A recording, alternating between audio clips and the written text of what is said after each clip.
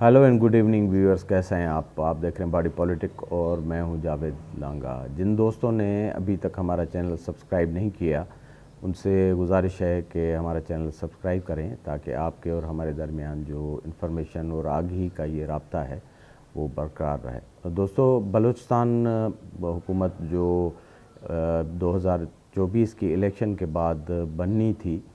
वो तो बन गई। वज़ीर आला साहब आ गए थे 1.5 महीना पहले, लेकिन उनकी काबीना जो है मुख्तलिफ़ वजूहात की बिना पर नहीं बन पा रही थी और वो डिले हो गई थी। बिलाखिर वो 14 रुकनी काबीना ने हलफ उठा लिया है। अब ऑलमोस्ट बलूचिस्तान हुकूमत मुकम्मल हो गई है और आगे उनको काम करना है। वज़ीर आला सरफराज बुगटी साहब अपने आने के बाद उन्होंने जो अपनी जो एक्टिविटीज़ की उनसे जो उनकी तरजीहात सामने आ रही थी तो उनमें ये नुमाया था कि वो अपनी पार्टी की पॉलिसी ख़ास तौर पर बिलावल भुट्टो ज़रदारी जो बलूचिस्तान के जिस तरह उन्होंने दौरे किए और मीटिंग्स उन्होंने चेयर की, तो उन मीटिंग्स में बिलावल भुट्टो ने जो अपनी प्रायोरिटीज़ बताईं बलूचिस्तान में, उनमें सबसे ज़्यादा अहम जो तरजीह थी वो जो की शोबे हैं बलूचिस्तान के गवर्नेंस के, एजुकेशन और हेल्थ, उनको प्रायोरिटाइज़ करना और उनको किसी अच्छी सतह पर लेकर आना ताकि बलूचिस्तान में जो इन दो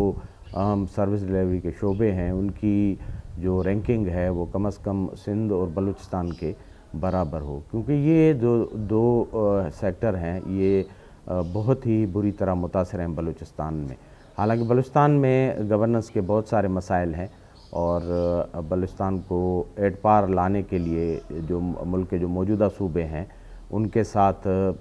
सर्विस डिलीवरी में, गवर्नेंस में लाने में बड़ी मेहनत दरकार है।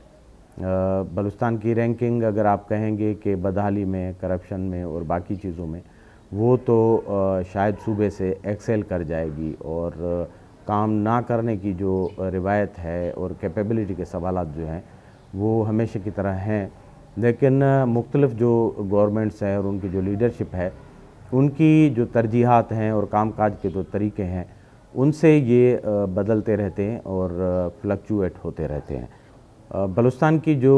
काबीना बनाई गई है 14 रुकनी, उसकी कंपोजिशन ये है कि मेजर जो एलाइज पार्टीज़ हैं, पीपल्स पार्टी और मुस्लिम लीग, उनको मेजर चंक दिया गया है और उनकी जो तीसरी एलाई है बलूचिस्तान अवामी पार्टी, उनको 2 वज़ारतें दी गई हैं। इससे पहले 4 जो एडवाइज़र हैं उनको नामिनेट किया गया था, उनके नोटिफिकेशन जारी हो चुके थे। अब फुल फ्लेज जो मिनिस्टर हैं वो करीबन बराबर जो नुमाइंदगी और रिप्रेजेंटेशन है उनसे वो लिए गए हैं। जो चीदा नाम है इसमें, ये जो काबीना बनी है इसमें ज़्यादातर जो चेहरे हैं बलूचिस्तान के वो काफ़ी सालों से मुल्क की जो सियासत है, बलूचिस्तान की जो सियासत है उसमें नुमायाँ रहे हैं और एक्टिव रहे हैं और कई लोग एक से ज़ायद मरतबा वज़ीर बन चुके हैं और उनका एक वसी तजुर्बा है कामकाज करने का। जो काबीना बनी है उनमें मीर सादिक उमरानी, मीर अली मदद जतक, मीर ज़हूर अहमद बुलेदी, सरदार फैसल खान जमाली, सरफराज खान डोमकी और बख्त मोहम्मद काकड़ साहब जो हैं ये पीपल्स पार्टी की तरफ से ये वज़ीर बने हैं इस काबीना में, जबकि पाकिस्तान मुस्लिम लीग नून की तरफ से नूर मोहम्मद दुमड़, मीर शोएब नौशरवानी, मीर मोहतरमा राहिला हमीद दुरानी साहिबा, सरदार अब्दुर्रहमान खेतरान और मीर सलीम अहमद खोसा और मीर आसिम कुर्द गेलू जो हैं वो वज़ीर बने। अब ये जो आपके सामने मैंने नाम पढ़े हैं इसमें सादिक उमरानी साहब से लेकर, सादिक उमरानी साहब पुराने पीपल्स पार्टी के कारकुन हैं, वो बलूचिस्तान में पीपल्स पार्टी के सदर भी रह चुके हैं और उनको वजारतों का भी तजुर्बा है पीपल्स पार्टी के मुख्तलिफ़ अदवार में। वैसे भी वो MRD के ज़माने से और पीपल्स पार्टी की जो मुश्किल दौर हैं उनमें पीपल्स पार्टी के साथ बड़ा अरसा रहे हैं और बड़ा वसी तजुर्बा रखते हैं गवर्नेंस का और बाकी चीज़ों का। अली मदद जतक पहले भी वज़ीर रह चुके हैं पीपल्स पार्टी में, बलूचिस्तान पीपल्स पार्टी की, ये भी सदर रहे हैं और इस तरह फैसल खान जमाली जो हैं वो मेरे ख़्याल में पहली मरतबा आए हैं। जैसे ज़हूर बुलेदी, उनका बड़ा वसी तजुर्बा है, वो भी 3-4 अहम मिनिस्ट्रीज़ पहले चला चुके हैं। तो इस तरह बड़े सीनियर लोग इस काबीना में शामिल हैं दोनों तरफ से। इस तरह नूर मोहम्मद दुमर साहब वो भी वज़ीर रह चुके हैं। राहिला दुरानी साहिबा डिप्टी स्पीकर रह चुकी हैं, उनको बड़ा एक एक्सपीरियंस है پارلیمنٹ چلانے کا اور ممبران سے اور باقی پارلیمانی اور حکومتی امور جو ہیں ان سے انٹریکٹ کرتی رہی ہیں، تو ان کو بھی ایک وسیع تجربہ ہے۔ اس طرح سردار عبدالرحمن کھیتران، وہ آپ کو پتہ ہے کہ ہمیشہ خبروں میں رہنے والے جو پولیٹیشین اور وزیر ہیں بلوچستان سے، ایک لمبے عرصے تک مشرف کے زمانے سے وہ کسی نہ کسی صورتحال میں کابینہ میں رہے ہیں۔ تو اس طرح سلیم کھوسہ صاحب ہیں، وہ بھی وزیر رہے ہیں، متعدد مرتبہ وزیر رہے ہیں، ان کو بھی تجربہ ہے۔ عاصم کرد گیلو صاحب پہلی مرتبہ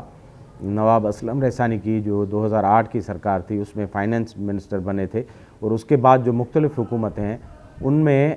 وہ وزیر رہے ہیں اور بڑے ایکٹیو رہے ہیں۔ تو اس طرح یہ جو پوری کابینہ ہے 14 رکنی، ان کی جو 99% ممبران ہیں وہ آپ کو تجربہ کار ملیں گے اور مختلف ادوار میں بلوچستان کی حکومتوں کا کسی نہ کسی طریقے سے حصہ رہے ہیں۔ تو اگر تجربے کی ہم بات کریں اور اس اینگل کو لیں تو یہ سارے لوگ تجربہ کار ہیں، لیکن سوال یہ ہے کہ بار بار ان لوگوں کی بلوچستان کی کابینہ میں، بلوچستان کی حکومتوں میں، فارمیشنز میں ہونے کے باوجود بلوچستان کے حالات کچھ بدلے نہیں ہیں۔ تو ایسا کہنے میں کوئی حرج نہیں ہونا چاہیے کہ یہ جو پرانی شراب ہے وہ نئی بوتل میں پیکنگ کر کے دوبارہ سے مارکیٹ میں بلوچستان کی میں رکھی گئی۔ اب دیکھتے ہیں کہ جو وزیر اعلیٰ پہلی مرتبہ چیف منسٹر بنے ہیں وہ بھی مختلف ادوار میں بلوچستان کی جو منسٹریز ہیں ان کو ہینڈل کرتے رہے ہیں، ہوم منسٹری سے لے کر دیگر جو اہم منسٹریز ہیں۔ اب یہ لوگ مل کر کس طرح اس گورننس کے ماڈل کو امپلیمنٹ کر پاتے ہیں جو کہ بلاول بھٹو اور پیپلز پارٹی کی قیادت بلوچستان میں چاہتی ہے، کیونکہ یہ دور خود پیپلز پارٹی کے لیے بلوچستان میں اسپیشلی میک اور بریک کا یہ ٹینیور ہوگا، کیونکہ پیپلز پارٹی ہم چھوڑ دیتے ہیں کہ بلوچستان میں جو الیکشن ہوئی ہے اس کی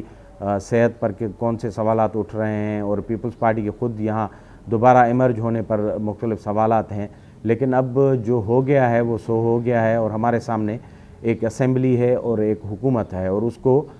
قانون کے مطابق، آئین کے مطابق اور لوگوں کے دیے ہوئے مینڈیٹ کے مطابق آن دا فیس آف جو بیٹھے ہوئے لوگ ان کو ڈیلیور کرنا ہے۔ تو یہ لوگ کس طرح ڈیلیور کر پاتے ہیں، کیونکہ ماضی کا ان سارے چہروں کا کوئی اچھا ریکارڈ نہیں ہے ڈیلیوری کا۔ اگر کوئی اچھی ڈیلیوری ہوتی حکومت کے حوالے سے، اصلاحات کے حوالے سے، تو ہمارے سامنے ہوتی۔ ڈاکٹر مالک کے دور میں کچھ جب گائیڈ لائنز تھیں کہ صحت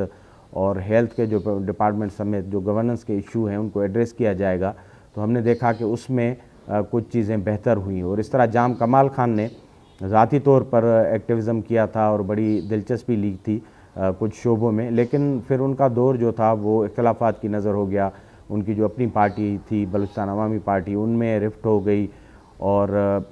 جو پیسوں کی بجٹس کی جو بندر بانٹ ہے پی ایس ڈی پی پر، پبلک سیکٹر جو ڈیولپمنٹ کے پیسے ہیں بجٹ میں، ان پر بڑا پنگا ہو گیا، تو وہ سرکار جو ہے وہ گورننس اور ڈیلیوری کی طرف نہیں جا سکی، اور اپنے جو ارلی فیزز ہیں اور بعد میں آخر میں بڑے بحرانات کا شکار رہی۔ تو منصوبے تو بنائے جاتے ہیں لیکن وہ دھرے کے دھرے رہ جاتے ہیں۔ اب بھی سرفراز بھگٹی صاحب نے اپنی ترجیحات سیٹ کی ہیں، اور جو گزشتہ 1.5 مہینے ہیں جو بغیر کابینہ کے انہوں نے گزارے ہیں، اس میں وہ مختلف ہسپتالوں کا دورہ کرتے رہے ہیں، انہوں نے میٹنگز کی ہیں، ایجوکیشن سیکٹر میں اصلاحات کی بات کی ہے، یونیورسٹیز کے ساتھ ان کا ایک اسٹینڈ آف اس طرح ہوا کہ یونیورسٹیز احتجاج پر تھی اور بجٹ مانگ رہی تھی، تو انہوں نے کہا کہ یہ بجٹس وغیرہ کنڈیشنل ہوں گی گورننس اور سروس ڈیلیوری پر۔ اب دیکھتے ہیں ان کی کابینہ آ گئی ہے، ان پرانے اور تجربہ کار لوگوں کے ساتھ وہ کس طرح بلوچستان کے مخصوص جو قبائلی سماجی صورتحال ہے یا بلوچستان کے جو کانفلکٹس ہیں، تضادات ہیں، ان میں رہ کر وہ نتائج لے پاتے ہیں، کیونکہ خود ان کی اپنے پروفائل کے لیے اور ان کی جو پارٹی ہے، ان کے جو وعدے وعید ہیں بلوچستان میں، ان کے لیے ایک بڑا چیلنج ہوگا کہ یہ اپنی اس تجربہ کار کابینہ کو استعمال کرتے ہوئے کام لے پائیں۔ دوسرا یہ کہ بلوچستان میں جو اسٹیٹس کو ہے جس میں کرپشن، اقربا پروری، نیپوٹزم، نوکریوں کی بندر بانٹ اور رشوت کی بازار گرم ہونا، یہ معمول کی چیز ہے، اور اس پورے جمود کو ہٹانے کے لیے بڑی ویل چاہیے، بڑا پاور چاہیے، اور ایک بڑا پنگا چاہیے۔ اب دیکھتے ہیں کہ سرفراز بگٹی صاحب اس پرانے جو لوگ ہیں جو ایک طرح سے بلوچستان کے اسٹیٹس کو کا خود حصہ ہیں، ان کی موجودگی میں کس طرح ان سارے نظام کو اور چیزوں کو ہلا پاتے ہیں اور اس میں سے جگہ بنا پاتے ہیں تاکہ بلوچستان کا ایک جو چہرہ ہے بہتر صوبے کا، اور جو ان کی گورننس کا ماڈل ہے اور سروس ڈیلیوری کا ماڈل ہے، جو کی ڈپارٹمنٹ ہیں 8-10، ان میں کس طرح نظر آتا ہے۔ اب یہ جائگنٹک چیلنج ہے، ملین ڈالر کوسچن ہے اس حکومت کے لیے، سرفراز بگٹی صاحب کے لیے، کیونکہ اب ان کی کابینہ بن چکی ہے، حکومت کے لیے کوئی زیادہ ایکسکیوز نہیں ہے، تو ان کو کام کرنا پڑے گا۔ اور دوسرا یہ ہے کہ اب یہ جو کابینہ ہے یہاں رک پائے گی، یہ ممبران ہوں گے، اس کے ساتھ وہ آگے جائیں گے، یا جو بلوچستان کی روایت ہے کہ ایک بڑی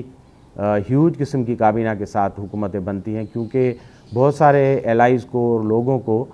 سیٹسفائی کر پانا اور اپنے ساتھ بٹھانا ہمیشہ ایک مشکل کام ہوتا ہے۔ تو یہ ڈیپینڈ کرتا ہے فیڈرل جو لیڈرشپ ہے پیپلز پارٹی اور مسلم لیگ کی، کہ وہ بلوچستان جیسے صوبے کو کس طرح چھوٹی سی کابینہ کے تھرو رن کرتے ہیں، کس طرح ڈیل کرتے ہیں اور کس طرح لوگوں کو سیٹسفائی کر پاتے ہیں، اور ان کے جو بجٹری ایشوز ہیں ڈیولپمنٹ کے اور وفاق سے ان کی جو ہمیشہ شکایتیں رہتی ہیں مدد کی، امداد کی اور ان کے ساتھ ورکنگ ریلیشن شپ کی، وہ کس طرح یہ حکومت کر پاتی ہے۔ تو حکومت بن گئی ہے، امید کرتے ہیں کہ لوگوں کے مینڈیٹ کو ملحوظ خاطر رکھتے ہوئے اور صوبے کے جو دکھ اور درد ہیں ان کو سامنے رکھتے ہوئے سرفراز بگٹی صاحب کی حکومت اور یہ کابینہ اپنے ماضی کے جو ریکارڈ ہیں ان کو ذرا بہتر بنائے گی اور بلوچستان کے لوگوں کے لیے اچھائی ہوگی۔ ہمارے پروگرام کو دیکھتے رہیں، لائک کریں، سبسکرائب کریں۔ بہت بہت شکریہ۔